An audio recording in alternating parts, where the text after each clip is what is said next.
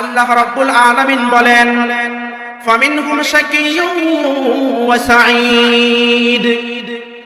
কিয়ামতের ময়দানে দুইটা গ্রুপ হয়ে যাবে।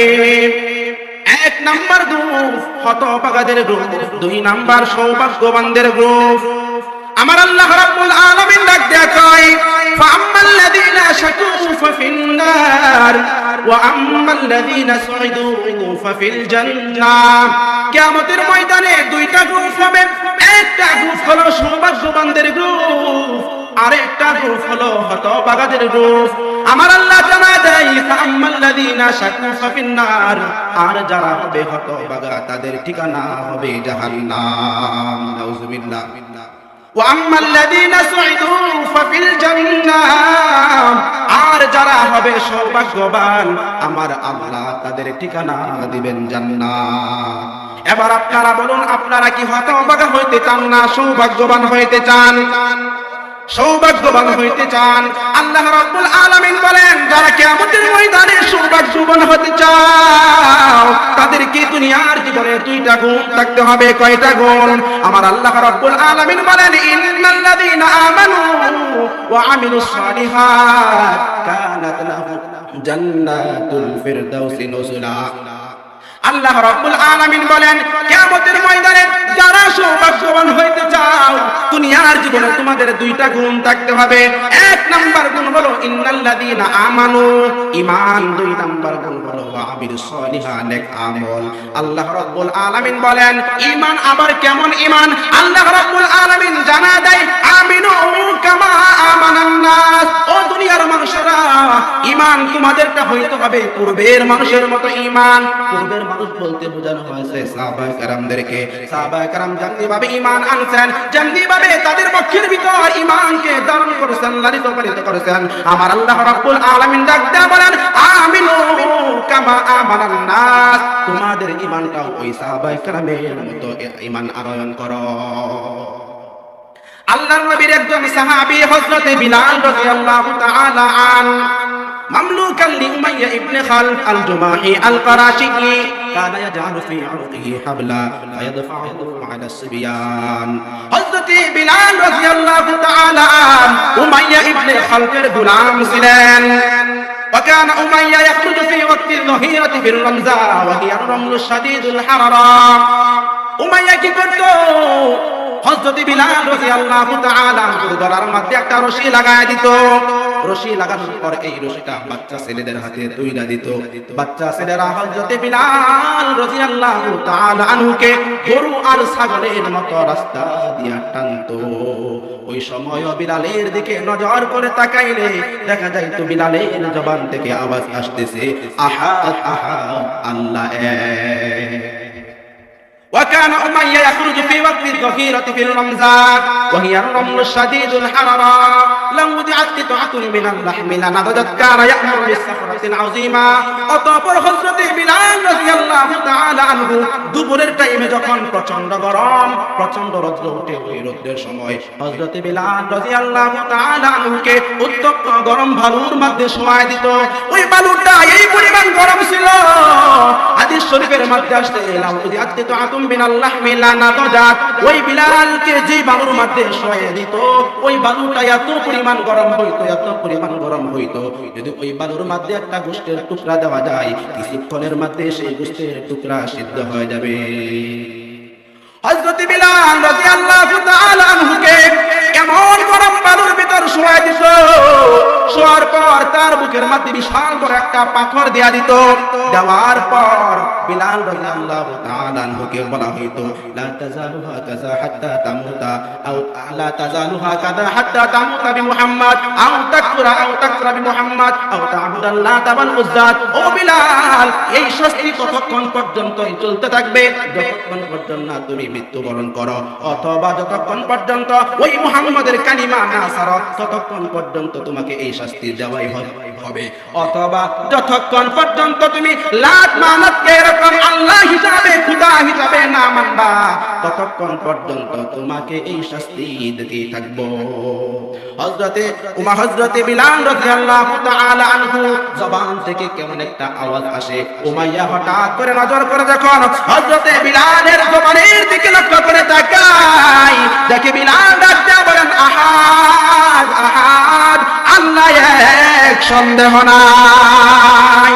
হযরত বিলাল রাদিয়াল্লাহু তাআলা আনহু এত কষ্টের মধ্যে থাকার পর আমার আল্লাহকে বলে নাই, আমার আবু বকর ইয়া উমাইয়া মা তাত্তাকিল্লাহা ফি হাদাল মিসকিন। হযরত আবু বকর রাদিয়াল্লাহু তাআলা আনহু রাস্তা দিয়া যাইতেছিলেন আর এই দৃশ্যগুলো দেখতে পাইলেন। পাওয়ার পর হযরত আবু বকর রাদিয়াল্লাহু তাআলা আনহু ডাক দেয়া বলেন, ইয়া উমাইয়া মা তাত্তাকিল্লাহা ফি হাদাল মিসকিন। ও উমাইয়া, এই দুর্বল মানুষটাকে আর কত টর্চার করবা? আল্লাহকে ভয় করো। হাত্তা মাতা তুআযিবু, আর কত মারবা? একটা লোক আল্লাহকে আল্লাহ মানে, একটা লোক ঈমান আনার কারণে তাকে এত টর্চার করতেছ, তুমি কি আল্লাহকে ভয় করো না?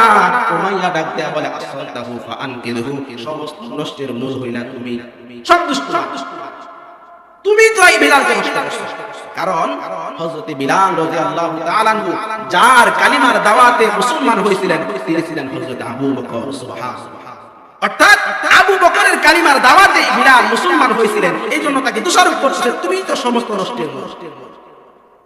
এবার বিলালকে ডাক দেয়া বলতেছেন, আবু বকরকে ডাক দেয়া বলতেছেন, ফাআনকিযহু মিম্মা তারা, এখন যদি তাও তাকে আমার কাছ থেকে ক্রয় করে নিয়ে যাও। হযরতে আবু বকর রাদিয়াল্লাহু তাআলা আনহু হযরতে বিলালকে ক্রয় করে নিলেন। হযরতে বিলাল রাদিয়াল্লাহু তাআলা আনহু ডাক দেয়া বলেন, ইন কুনতা ইশতারাইতানি লিনাফসিক, ও আবু বকর, আমাকে যে উমাইয়ার কাছ থেকে আপনি কিনছেন, আপনি কি আপনার জন্য আমাকে কিনছেন কিনা? ফাআমসিকনি, যদি আপনি আমাকে আপনার জন্য ক্রয় করে থাকেন তাহলে আপনার কাজে আমাকে নিয়োজিত করে দেন। ওয়া ইন কুনতা ইশতারাইতানি ইন্নামা ওয়া ইন কুনতা ইশতারাইতানি ইন্নামা লিল্লাহ, আর যদি আপনি আমাকে আল্লাহর জন্য ক্রয় করে থাকেন, ফাদানি ওয়া আমালাল্লাহ, তাহলে আমাকে আল্লাহর ইবাদত করার সুযোগ করে দেন। হযরত বিলাল রাদিয়াল্লাহু তাআলা আনহু, হযরত আবু বকর রাদিয়াল্লাহু তাআলা আনহু হযরত বিলালকে আল্লাহর জন্য আজাদ করে দিলেন। আমার আল্লাহ রাব্বুল আলামিন জানা দেয়, আমিনু কামা আমানান নাস, ঈমান আনো ওই বিলালের মতো ঈমান। আল্লাহর নবীর আরেকজন সাহাবী হযরত সুমাইয়া রাদিয়াল্লাহু তাআলা আনহা, তিনি একজন রাস্তা দিয়ে আসতেছেন, তিনি একদিন তার সন্তানকে রাস্তা দিয়ে এরকম নিয়ে আসতেছেন, হঠাৎ করে আবু জাহেলের সাথে সাক্ষাৎ হয়ে যায়। সাক্ষাৎ হওয়ার পর আবু জাহাল ডাক দেয়া বলেন, উমাইয়া, আবু জাহাল ডাক দেয়া বলেন, সুমাইয়া, তুমি নাকি ঈমান আনছো, তোমার ছেলেও নাকি ঈমান আনছে? সুমাইয়া ডাক দেয়া বলেন, হ্যাঁ, আমি আল্লাহর উপর ঈমান আনছি। আবু জাহাল ডাক দেয়া বলেন, উমাইয়া, আবু জাহাল ডাক দেয়া বলেন, আম্মার, ঈমান ছাড়বা না ভয়ঙ্কর কিছু দেখবা? আম্মার ডাক দেয়া বলেন, কি দেখাইবা? আবু বকর আবু জাহাল বলতেছেন, এই মুহূর্তে যদি ঈমান না ছাড়ো তাহলে তোমার চোখের সামনে তোমার মায়ের কাপড়টা টান দিয়েছে এরকম খুলে ফেলবো। এবার সুমাইয়া রাদিয়াল্লাহু তাআলা আনহা ডাক দেয়া বলতেছে, মা ওয়ালাদতু ওয়ালাদান ইয়াতরুকুল ঈমান আমামা কাফির, ও সন্তান, আমি এমন কোন সন্তান জন্ম দেই নাই যে সন্তান সামান্য কাফেরের কথায় ঈমান ছেড়ে দেয়। এবার আবু জাহেল রাগান্বিত হইয়া দুইটা পিলার আনলো, দুইটা খাম্বা আনলো, আনার পর সেই খামের মধ্যে এক খামের মধ্যে এরকম আম্মারকে বাঁধলো, আর এক খামের মধ্যে সুমাইয়াকে বাঁধলো। বাঁধার পর একজন আরেকজনের দিকে তাকাইতে বলল।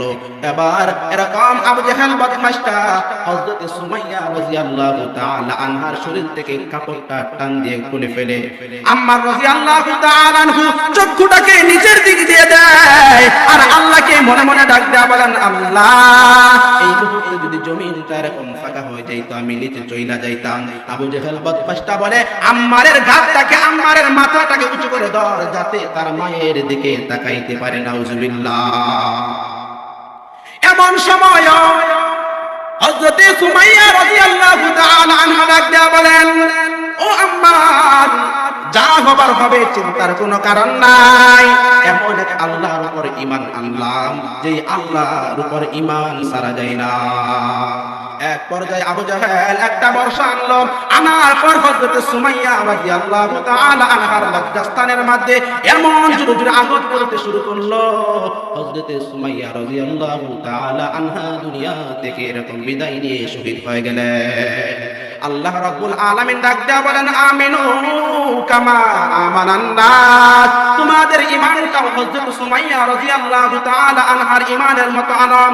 আল্লাহর নবীর আরেকজন সাহাবী হযরত সাদ ইবনে আবু ওয়াক্কাস রাদিয়াল্লাহু তাআলা আনহু একদিন যুদ্ধের ময়দান থেকে বাড়ির দিকে রওনা হইতেছেন। রাস্তার মাঝখানে রাত্র হয়ে গেছে। রাস্তার মাঝখানে রাত্র হওয়ার পর কিছু খ্রিস্টান সম্প্রদায়কে বললেন, ও খ্রিস্টান সম্প্রদায়, আমরা আজকের রাত্রটা এখানে যাপন করতে চাই, ভালো একটা জায়গা দেখায় দাও যেখানে আমরা থাকতে পারি। খ্রিস্টানরা এরকম আপুসের মধ্যে পরামর্শ দিল, আর মনে মনে ভাবতে লাগলো মুসলমানদের কি ইদানিং আমরা সাইজ করতে পারি না, আসো আমরা সবাই মিলে মুসলমানদেরকে ওই আফ্রিকার জঙ্গলের বাঘ ভাল্লুকের খাবার বানায় দেই। এটা তারা বিতর্কতভাবে একটা পরামর্শ করলো। করার পর মুসলমানদের কাছে আসলো, আসার পর ডাক দেয়া বলতেছে, ও সাদ ইবনে আবু ওয়াক্কাস, ওই যে সামনে একটা বাগান দেখা যায়, ফুলের বাগান দেখা যায়, ফলের বাগান দেখা যায়, ওই বাগানটা নিরাপদ, আপনি যদি চান আপনার সাথীদেরকে নিয়ে ওই বাগানের মধ্যে থাকতে পারে। সাদ ইবনে আবু ওয়াক্কাস রাদিয়াল্লাহু তাআলা আনহু তিনি সমস্ত সাহাবায়ে কেরামদেরকে নিয়ে ওই বাগানের দিকে রওনা হয়ে গেলেন। যাইতে যাইতে যখন গভীর এরকম বাগানের ভিতর ঢুকে গেলেন, এক পর্যায়ে এরকম রাত্র ঘনিয়ে আসলো। এমন সময় দেখে ডানে বামে সামনে পিছন দিয়া বাঘ ভাল্লুক চিৎকার করতে শুরু করে দিল। সাহাবায়ে কেরাম রাদিয়াল্লাহু তাআলা আনহুম একজন আরেকজনের কানে যাইতে যাইতে আমির সাহেবের কানে চলে যায়, ও আমির সাহেব, খ্রিস্টানরা তো আমাদেরকে ভালো সাজেশন দেয় নাই, খ্রিস্টানরা তো আমাদেরকে এরকম বাঘ ভাল্লুকের খাবার বানায় দিছে। সাদ ইবনে আবু ওয়াক্কাস রাদিয়াল্লাহু তাআলা আনহু বলেন, ও আমার সাহাবায়ে কেরাম, ও আমার বন্ধু সাথীরা, চিন্তার কোনো কারণ নাই। সুবহানাল্লাহ। বাঘ ভাল্লুকের জঙ্গলের মধ্যে যাওয়ার পরেও বলে কি চিন্তার কোনো কারণ। সাদ ইবনে আবু ওয়াক্কাস রাদিয়াল্লাহু তাআলা আনহু আবার তার বন্ধুদেরকে বললেন, তার সাথীদেরকে বললেন, ও সাথীরা একটা মঞ্চ বানাও, একটা স্টেজ বানাও। সাহাবায়ে কেরাম রাদিয়াল্লাহু তাআলা আনহু মনে মনে ভাবতে লাগলেন, মনে হয় আমাদের সম্পর্কে কিছু ভাষণ দিবেন। সাদ ইবনে আবু ওয়াক্কাস রাদিয়াল্লাহু তাআলা আনহু একটা স্টেজ বানাইলেন, বানানোর পর সেখানে দাঁড়াইলেন। দাঁড়ার পর জঙ্গলার দিকে তাকাইয়া ডাক দেয়া বললেন, ইয়া সিবা আল গাবার, ও জঙ্গলার পশু পাখিরা। কাকে বলে কথা? জঙ্গলের ভাগ ভাল্লুককে বলে। নাহনু আসহাবি মুহাম্মাদুন সাল্লাল্লাহু আলাইহি ওয়াসাল্লাম, আমরা দুনিয়ার কোন সাধারণ মানুষ না, আমরা হলাম মুহাম্মদ সাল্লাল্লাহু আলাইহি ওয়াসাল্লামের কিছু সাহাবী। ফা ইন্না নাজিলুনা ফিহা উখরুজু মিন হাদিহিল গাবা, আমরা আজকের রাতটা এখানে যাপন করব, আজকের রাতটা আমরা এখানে থাকব। তোমরা যত তাড়াতাড়ি সম্ভব আজকের রাতের ভিতর এরকম তোমরা বাগান ছেড়ে চলে যাও। সাহাবায়ে কেরাম রাদিয়াল্লাহু তাআলা আনহু বলেন, সাদ ইবনে আবু ওয়াক্কাস রাদিয়াল্লাহু তাআলা আনহু যখন এই ভাষণ দিলেন, সঙ্গে সঙ্গে সমস্ত বাঘ ভাল্লুক তার বাচ্চা নিয়ে জঙ্গল ছাড়তে বাধ্য হয়ে যায়। সাদ ইবনে আবু ওয়াক্কাস রাদিয়াল্লাহু তাআলা আনহু এই কথা শোনার পর সমস্ত বাঘ ভাল্লুক এরকম বাগান ছেড়ে চলে যায়। আল্লাহর নবীর আরেকজন সাহাবী ছিলেন সাফিনা রাদিয়াল্লাহু তাআলা আনহা। ওই সাফিনা রাদিয়াল্লাহু তাআলা আনহু তিনি এমন একজন মানুষ ছিলেন যে অন্যান্য সাহাবায়ে কেরামদের মাল সামানা তিনি নিতেন, আর সাহাবায়ে কেরামদেরকে বলতেন, ও আমার সাহাবায়ে ভাইরা, তোমরা যারা তোমাদের মালগুলো নিতে না পারো, আমি সাফিনার গাড়ির মধ্যে দাও, আমি সাফিনার কাছে দাও, আমি সাফিনা তোমাদের মালগুলো তোমাদের গন্তব্যস্থলে পৌঁছায় দিব।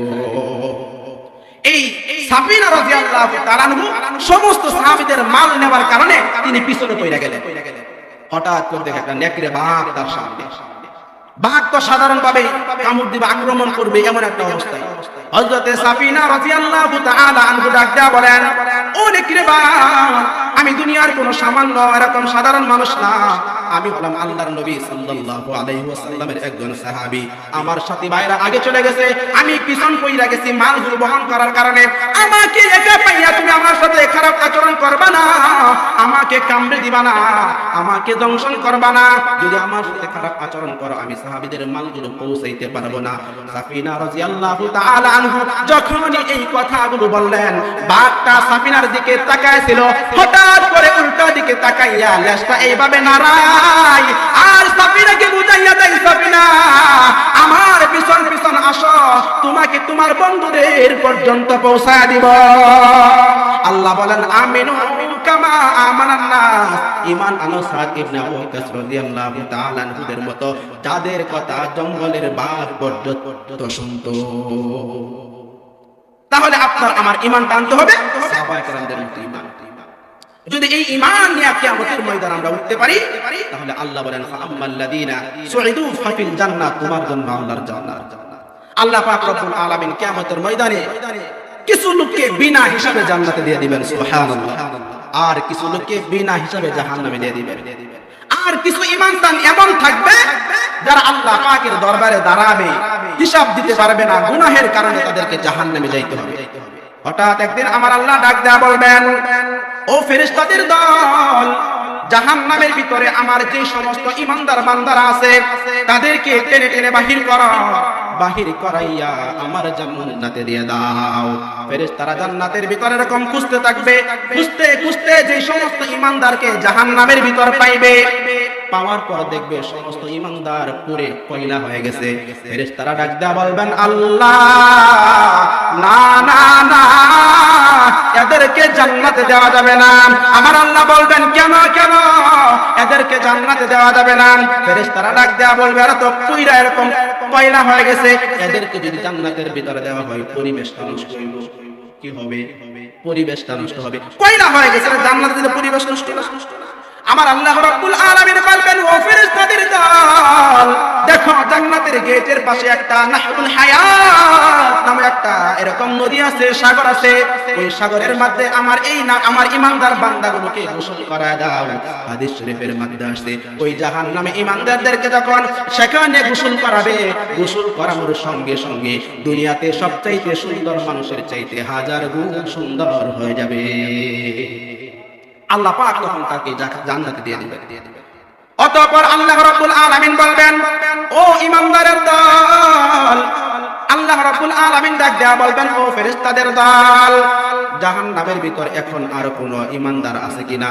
ফেরেশতারা ডাক দেয়া বলবেন, আল্লাহ না না না, জান্নাতের ভিতর আর কোন ঈমানদার নাই।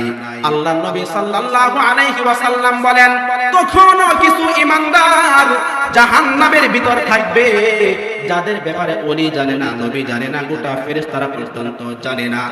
আল্লাহ রাব্বুল আলামিন অতঃপর তার কুদরতি হাত অথবা পা যখন জাহান্নামের ভিতর রাখবেন, আপনি আমি যেমনি ভাবে কুদাল দ্বারা এরকম মাটি আচাই, মাটি কাচাইলে যেমনি ভাবে মাটিগুলো এরকম সাফ হয়ে চলে আসে, আল্লাহ রাব্বুল আলামিন তার কুদরতি হাত অথবা পা যখন জাহান্নামের ভিতর মারবেন, তখন জাহান্নাম থেকে সমস্ত ঈমানদার জান্নাতে এরকম চলে যাইবে। লাস্টে একজন ঈমানদার এখনো জাহান্নামের ভিতর পড়ে থাকবে। এই ঈমানদার ডাক দেয়া বলবেন, আল্লাহ আমারও তো মনটা চাই তোমার জাহান্নামের বাহিরে যাইতাম, জাহান্নামের বাহিরটা একটু ঘুরে দেখতাম কেমন দেখা যায়। আল্লাহ রাব্বুল আলামিন ডাক দেয়া বলবেন, এই বান্দা তোর কি মন চায়? বান্দা ডাক দেয়া বলবে, আল্লাহ আমি জান্নাতে যাইতে চাই না, জাহান্নামের বাহিরটা একটু দেখতে চাই। আল্লাহ বলবেন, আর কিছু চাবি না তো? বান্দা বলবে, না মালিক, জাহান্নামের বাহিরটাই শুধুমাত্র একটু দেখতে চাই। আল্লাহ রাব্বুল আলামিন বলবেন, যা বান্দা যা, জাহান্নামের বাহিরটা একটু দেখ। বান্দা জাহান্নাম বাহির হবে, হওয়ার পর দেখবে বিশাল একটা সুন্দর গাছ দেখা যায়। বান্দা আল্লাহকে ডাক দেয়া বলবেন, আল্লাহ ওই যে সুন্দর একটা গাছ দেখা যায়, আমি ওই গাছের নিচে যাব। আল্লাহ ডাক দেয়া বলবেন, ও বান্দা পরে কিন্তু আর কিছু চাইতে পারবি না। বান্দা ডাক দেয়া বলবে, আল্লাহ আর কিছু চাবো না। অতঃপর আল্লাহ পাক সেই গাছের নিচে বান্দাকে যাওয়ার অনুমতি দিয়ে দিবেন। বান্দা ওই গাছের নিচে থাকবে, বসে এরকম গাছের রস পান করবে, আল্লাহ পাকের নাজ নিয়ামতগুলো ভোগ করতে থাকবে। হঠাৎ করে বান্দা তাকায় দেখবে সামনে আরেকটা সুন্দর গাছ দেখা যায়, এই গাছের চাইতেও আরো সুন্দর। এবার বান্দা আল্লাহর দিকে তাকায় ডাক দেয়া বলবে, আল্লাহ আমি ওই সামনের গাছটার কাছে যাইতে চাই। আল্লাহ ডাক দেয়া বলবে, ওরে বান্দা তুই না বলছিলে আর কিচ্ছু চাবি না, এখন চাইতেছিস কেন? বান্দা ডাক দেয়া বলবে, আল্লাহ তোমার কাছে ওয়াদা করলাম, তোমাকে কথা দিলাম, ওই গাছের নিচে একটু যাইতে দাও, আর কিচ্ছু তোমার কাছে চাইবো না। আল্লাহ বলবেন, বান্দা যা তুই যা। বান্দা ওই গাছের নিচে আসবে, যাওয়ার পর নাজ নিয়ামত ভোগ করবে। হঠাৎ করে জান্নাতের এরকম গেট দেখা যাইবে, জান্নাতের ভিতর হুরগি মান নাচানাচি করতেছে, এই আওয়াজ বান্দার কানের মধ্যে আইসা যাবে। আল্লাহকে ডাক দেয়া বলবেন, আল্লাহ ওই যে তোমার জান্নাত দেখা যায়, জান্নাতের দরওয়াজা দেখা যায়, গেট দেখা যায়, আল্লাহ আমাকে একটা চান্স দাও, মাত্র একটা চান্স, এক দৌড়ে যাবো আর একটু দেরি করব না। আল্লাহ বলবেন, কিরে বান্দা তুই না কথা নাকি ওয়াদা করছিলি আর কিচ্ছু চাবি না? বান্দা বলবে, আল্লাহ একটা চান্স, খালি দৌড়তে যাও না, একটু দেরি করব। হাসা তো বান্দা বলবে, হ্যাঁ আল্লাহ। বান্দা আবার জান্নাতের ভিতর ঢুকবে, আল্লাহ ডাক দেয়া বলবেন, এ বান্দা থাম থাম। বান্দা থামে না, আল্লাহ রাব্বুল আলামিন বলবেন, কিফি আব্দি তুমি থেমে যাও। বান্দা থামবে, থামার পর আল্লাহ ডাক দেয়া বলবে, এখন তাড়াতাড়ি বাহির হ, তুই না বলছিস যাবি আর আসবি। বান্দা তখন ডাক দেয়া বলবেন, আল্লাহ আমি উলামায়ে হযরতের জবান থেকে শুনছি, যেই বান্দা একবার জান্নাতের ভিতর যায় ওই বান্দা জান্নাত থেকে আর বাহির হয় না। আমি জানতে পারি একবার তো আইছি আর বাহির হয় না। আল্লাহ বলল, যুক্তি তো ভালাই দেশ। এই বান্দা এবার জান্নাতের ভিতর ঘর তালাশ করবে, কেউ তাকে জায়গা দিবে না। আবার আল্লাহকে ডাক দেয়া বলবেন, আল্লাহ জান্নাত তো দিলেন, থাকলেন তো ঘর নাই। তখন বান্দা আল্লাহর কাছে এমন কিছু চাইবে যা আল্লাহর পছন্দ হবে না। আপনার আমার পছন্দ কি? যে বেচারা বিরিয়ানি পছন্দ করে বিরিয়ানি খাবে, বার্গার, ফুচকা, বিড়ি সিগারেট, যার যেটা পছন্দ ওইটা এমনটাই তো চাইবে, কিন্তু আল্লাহর কি হবে না? পছন্দ হবে না। আল্লাহ তখন ডাক দেয়া বলবেন, ও বান্দা তুই লিস্টি কর, আমি আল্লাহ তোকে দিতেছি। তখন আল্লাহ ডাক দেয়া বলবেন, ওরে বান্দা জান্নাতের ভিতর তোর খাবারের প্রয়োজন আছে। বান্দা ডাক দেয়া বলবে, আল্লাহ অবশ্যই খাবারের প্রয়োজন আছে। আল্লাহ বলবেন, সমস্ত ফল ফলাদি তোকে খাবার সুযোগ করে দিলাম, তোর থাকার জন্য একটা খাটের প্রয়োজন আছে। আল্লাহ বলবেন তোর থাকার জন্য একটা খাটের প্রয়োজন আছে। বান্দা ডাক দেয়া বলবে, হ্যাঁ আল্লাহ একটা খাটের প্রয়োজন আছে। আল্লাহ রাব্বুল আলামিন ডাক দেয়া বলবেন, একা খাটের মধ্যে থাইকা মজা নাই, তোর একটা বউয়ের দরকার আছে। আল্লাহ রাব্বুল আলামিন তাকে সেটাও দান করবেন। অতঃপর এই জিনিস দুনিয়া কোথায় থাকবে? আর আল্লাহ নবী সাল্লাল্লাহু আলাইহি ওয়াসাল্লাম বলেন, সর্বশেষ যে ব্যক্তিটা আল্লাহর জান্নাতে যাবে, আল্লাহ রাব্বুল আলামিন তাকে এই দুনিয়ার 10 দুনিয়া পরিমাণ একটা জান্নাতের মালিক বানায় দিবে। ওই জান্নাতে যাইতে রাজি আছি? আল্লাহ পাক আমাদের সকলকে এই জান্নাতে যাওয়ার তৌফিক দান করুন। সকলে বলি আমিন। আসসালামু আলাইকুম ওয়া রাহমাতুল্লাহি ওয়া বারাকাতুহু।